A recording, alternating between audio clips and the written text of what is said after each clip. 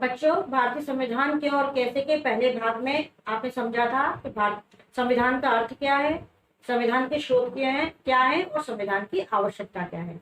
आज हम देखेंगे कि भारतीय संविधान की विशेषताएं क्या है। भारतीय संविधान का निर्माण एक संविधान सभा के द्वारा किया गया था, जिसकी पहली मीटिंग 9 दिसंबर 1946 को हुई थी। 2 साल 11 महीने 18 दिन में संविधान बनकर तैयार हुआ था।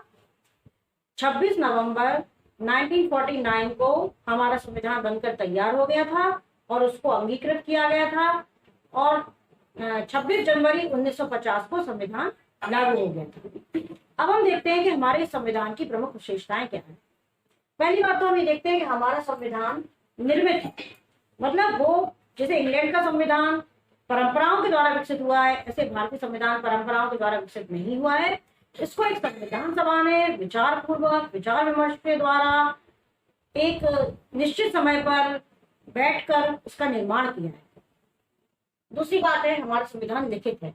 हमारे संविधान में प्रत्येक बात को स्पष्ट रूप से और विस्तार पूर्वक लिख दिया गया है और हमारा संविधान दुनिया का सबसे बड़ा संविधान है। जब हमारा संविधान बनकर तैयार हुआ था उस समय इसमें 395 अनुच्छेद, 22 भाग और 8 अनुसूचियां थी, पर वर्तमान में इसमें 458 अनुच्छेद, 25 भाग और 12 अनुसूचियां हैं। तो इस तरह से हम देखते हैं कि हमारा संविधान निर्मित, लिखित और दुनिया का सबसे बड़ा संविधान है। दूसरी विशेषता इसकी ये है कि हमारे संविधान में जो विशेषताएं हैं उसमें एक प्रमुख विशेषता है संपूर्ण प्रभुत्व संपन्न। संपूर्ण प्रभुत्व संपन्न का मतलब ये होता है कि हम अपने निर्णय स्वयं ले सकते हैं। हमारे ऊपर किसी दूसरे देश का कोई दबाव या नियंत्रण नहीं है। देश के आंतरिक मामले हो या दूसरे देशों के संदर्भ में जो मामले हैं उन सब में हम अपनी इच्छा से कार्य करने और निर्णय लेने के लिए पूरी तरह स्वतंत्र हैं।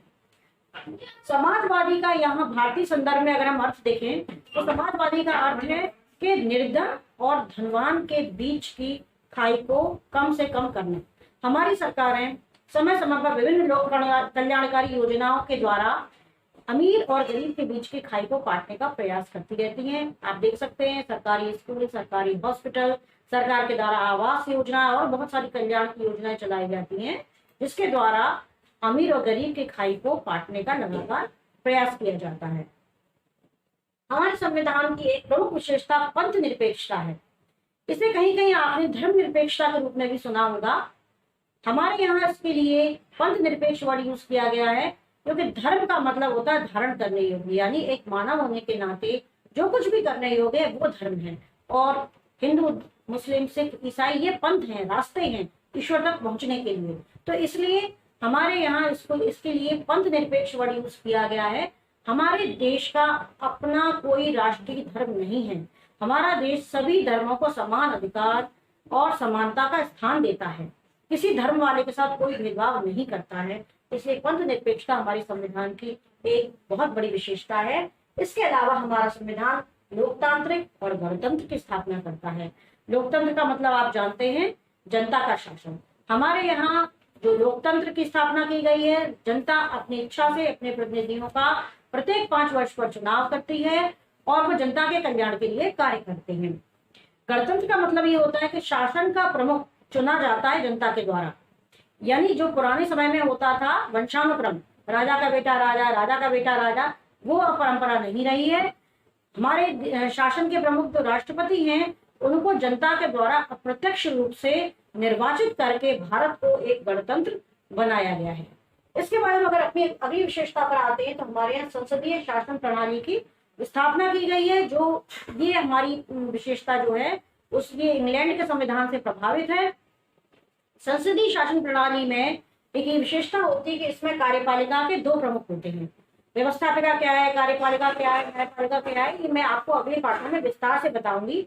अभी आप इसमें इतना ही समझिए कि कार्यपालिका के 2 प्रमुख होते हैं भारत में, एक नाम मात्र के, एक वास्तविक। भारत की कार्यपालिका के नाम मात्र के प्रमुख हैं राष्ट्रपति और वास्तविक प्रमुख हैं प्रधानमंत्री। तो इसके अलावा दूसरी विशेषता है कि हमारे कार्यपालिका व्यवस्थापिका के प्रति उत्तरदायी होती है। कार्यपालिका मतलब प्रधानमंत्री और उनका मंत्रिमंडल, और यहाँ व्यवस्थापिका का मतलब संसद से है। तो हमारे यहाँ जो सरकारें होती हैं या प्रधानमंत्री और उनकी मंत्रिमंडल होती है वो अपने कार्यों के प्रति जिम्मेदार होती है व्यवस्थापिका के प्रति।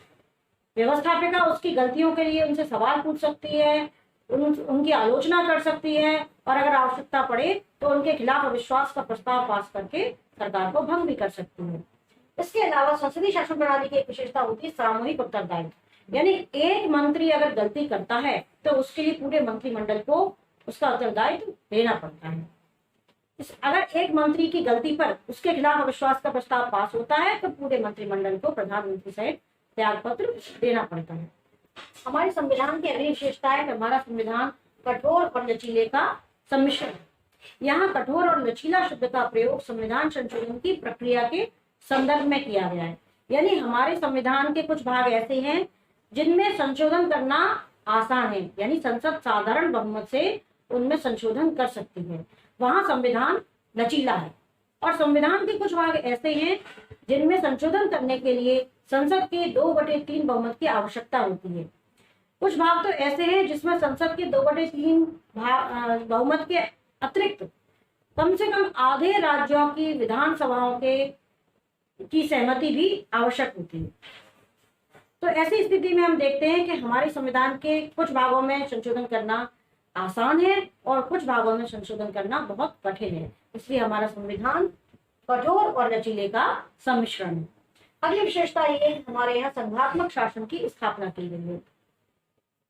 संघात्मक शासन में शासन की शक्ति का बंटवारा केंद्र और इकाइयों के बीच में किया जाता है। यहाँ इकाइयों का मतलब भारत के जो राज्य हैं उनसे इकाइयों का मतलब है, जैसे यूपी है, मध्य प्रदेश, राजस्थान, गुजरात, महाराष्ट्र आदि जो राज्य हैं। हमारे यहाँ शासन की शक्ति संघ यानी केंद्र और राज्यों के बीच में बांट दी गई है। इसलिए आपको यहाँ 2 तरह की सरकारें देखने को मिलती हैं, केंद्र सरकार और राज्य सरकार। हमारे यहाँ की अगली संविधान की विशेषता है कि यहाँ एक स्वतंत्र न्यायपालिका है जिसे न्यायिक पुनरावलोकन या न्यायिक पुनरीक्षण की शक्ति प्रदान की गई है। कहीं आपको पुनरावलोकन देखने को मिलेगा वर्ड, कहीं पुनरीक्षण देखने को मिलेगा, दोनों का अर्थ एक ही है। हमारे यहाँ स्वतंत्र न्यायपालिका का मतलब ये है कि व्यवस्थापिका और कार्यपालिका के दबाव से न्यायपालिका को स्वतंत्र रखा गया है, जिससे वो लोगों को निष्पक्ष होकर न्याय दे सके। हमारे यहाँ न्यायपालिका को एक विशेष शक्ति दी गई है जो अमेरिका के संविधान से प्रभावित है, न्यायिक पुनरावलोकन। अगर व्यवस्थापिका या कार्यपालिका कोई ऐसे नियम और कानून बनाती हैं या कोई ऐसा कार्य करती हैं जो संविधान के विरुद्ध है, तो हमारे यहाँ न्यायपालिका उसको अवैध घोषित कर सकती है। यही शक्ति न्यायिक पुनरावलोकन या न्याय पुनरीक्षण की शक्ति कहलाती है। इसके अलावा एक हमारे यहाँ बहुत अच्छी विशेषता है गहरी नागरिकता। हालांकि संघात्मक देशों में दोहरी नागरिकता सामान्यतः पाई जाती है, जैसा कि अमेरिका के संविधान में भी है। एक तो उस देश की नागरिकता, दूसरे इकाइयों की नागरिकता, जिसे आप राज्य भी कहते हैं। लेकिन हमारे देश में हम केवल भारत के नागरिक हैं, हम जिस राज्य में रहते हैं उसके नागरिक नहीं हैं। ऐसा हमारी राष्ट्रीय एकता को मजबूत बनाने के लिए किया गया है। इसके अलावा मौलिक अधिकार और मौलिक कर्तव्य हमारे संविधान की बहुत ही अच्छी विशेषता है। अमेरिका के संविधान से प्रेरित होकर हमारे संविधान में 7 मौलिक अधिकारों का समावेश किया गया था, लेकिन 44वें संशोधन के द्वारा 7वें मौलिक अधिकार जो संपत्ति का अधिकार था उसको मौलिक अधिकार की श्रेणी से हटाकर कानूनी अधिकार बना दिया गया है। और अब हमारे वर्तमान में हमारे नागरिकों को 6 प्रकार के मौलिक अधिकार प्राप्त हैं। आपको पता है, स्वतंत्रता का अधिकार, समानता का अधिकार, धार्मिक स्वतंत्रता का अधिकार, शोषण के विरुद्ध अधिकार, और शिक्षा और संस्कृति का अधिकार, संवैधानिक उपचारों का अधिकार। इसके अलावा 42वें संविधान संशोधन के द्वारा हमारे संविधान में कुछ मौलिक कर्तव्यों को भी जोड़ा गया है। राज्य के नीति निर्देशक तत्व भी हमारे संविधान की एक विशेषता है। जब संविधान के निर्माता संविधान को बना रहे थे तो वो चाहते थे कि हमारे यहाँ केवल लोकतंत्र राजनीतिक रूप से ही ना आए, बल्कि सामाजिक और आर्थिक क्षेत्र में भी लोकतंत्र की स्थापना हो, सभी को समानता और न्याय मिले। इसके लिए उन्होंने राज्य के नीति निर्देशक तत्वों का निर्माण किया जो कि आयरलैंड के संविधान से प्रेरित हैं। ये वो सिद्धांत हैं जिनके लिए अपेक्षा की जाती है कि आने वाली सरकारें इन सिद्धांतों को ध्यान में रखकर अपनी नीतियों का निर्माण करें, जिससे भारत में सामाजिक और आर्थिक लोकतंत्र की स्थापना भी हो सके। हालांकि ये मौलिक अधिकारों की तरह बाध्य तो नहीं है इसका पालन करने के लिए सरकार, लेकिन सरकारों से ये अपेक्षा की जाती है कि वो अपनी नीतियों का निर्माण करते समय नीति निर्देशक तत्वों का ध्यान रखें। इस तरह आपने देखा हमारे संविधान की प्रमुख विशेषताएं।